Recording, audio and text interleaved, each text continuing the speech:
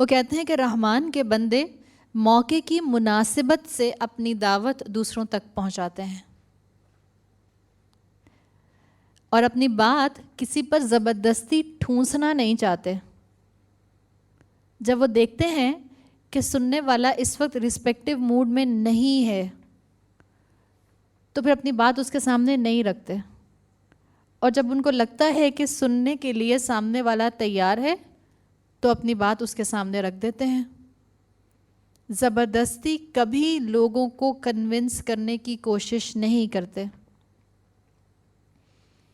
اور یہ دین پڑھنے کے بعد ہم میں سے زیادہ تر میں ٹینڈنسی آ جاتی ہے. علم حاصل کرنے کے بعد ہم میں سے زیادہ تر لوگ جانے انجانے میں اس کا شکار ہو جاتے ہیں کہ بعض مرتبہ اپنے جذبات سے مغلوب ہو کر ہم لوگوں سے بحث کرنے لگتے ہیں. حالانکہ یاد رکھیں اس طرح کی بحث کا کوئی فائدہ نہیں ہے, کوئی رزلٹ نہیں ہو سکتا. ایک میچور مومن کا یہ وصف ہوتا ہے کہ وہ اندازہ کر لے کہ اس وقت میرا بولنا حکمت سے بھرا ہوا ہے یا نہیں ہے. اس وقت میرے سامنے والا جو میرا مخاطب ہے وہ سمجھنے کے موڈ میں ہے یا نہیں ہے. کیا اس وقت یہ میری بات کو سنجیدگی سے سنے گا یا اگنور کر دے گا. زیادہ تر ہوتا کیا ہے کہ سامنے والا جو ہے وہ ضد میں مبتلا ہو جاتا ہے, اور جب آپ کو لگے کہ سامنے والا ضد پر آ گیا ہے تو اب آپ خوبصورتی کے ساتھ حکمت کے ساتھ سلام کہہ کر علیحدہ ہو جائیں. اس وقت آپ کو پرجوش مبلغ بننے کی ضرورت نہیں ہے. تھام لیں اپنے جذبات کو اور اپنے علم کو. اس وقت اپنے علم کا دروازہ تھوڑی دیر کے لیے اپنے ہی اندر بند کر لیں تاکہ آپ کی اور میرے اندر خاموشی ہو جائے کہ میں ضرور سامنے والے کو بات سمجھا کر چھوڑوں گی.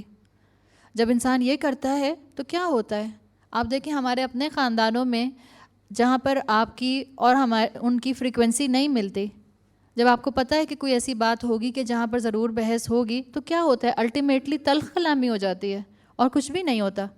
نہ آپ ان کی بات سننے کو تیار ہوتے ہیں نہ وہ آپ کی بات سننے کو تیار ہوتے ہیں.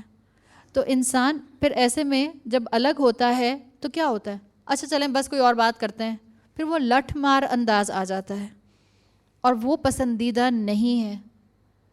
اسکالرز کہتے ہیں کہ اس کا نتیجہ کیا نکلے گا اگر آپ نے اس انداز میں اپنی ملاقات کو ختم کیا کہ دوبارہ گفتگو کرنے کا موقع نہیں رہے گا. خوبصورتی کے ساتھ علیحدگی اختیار کیجیے اس ٹاپک سے.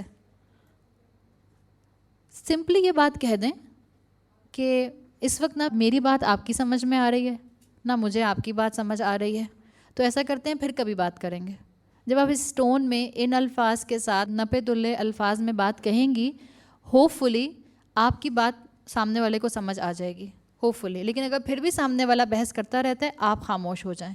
یہ ہے قول و سلامہ. ہو سکتا ہے سامنے والا آپ کی اس بات پہ خاموش نہ ہو, آپ خاموش ہو جائیے. اس سے فائدہ یہ ہوگا آپ کے پاس آئندہ اپرچونٹی رہے گی کسی اور مناسب موقع کے اوپر دوبارہ سے بات کرنے کی. جب آپ محسوس کریں کہ اس وقت بات ہو سکتی ہے, اس وقت یہ سننے والا انسان جو ہے اچھے موڈ میں ہے, تو پھر دوبارہ اپنی اسی بات کو اس کے سامنے آپ رکھنے کی پوزیشن میں ہوں گی.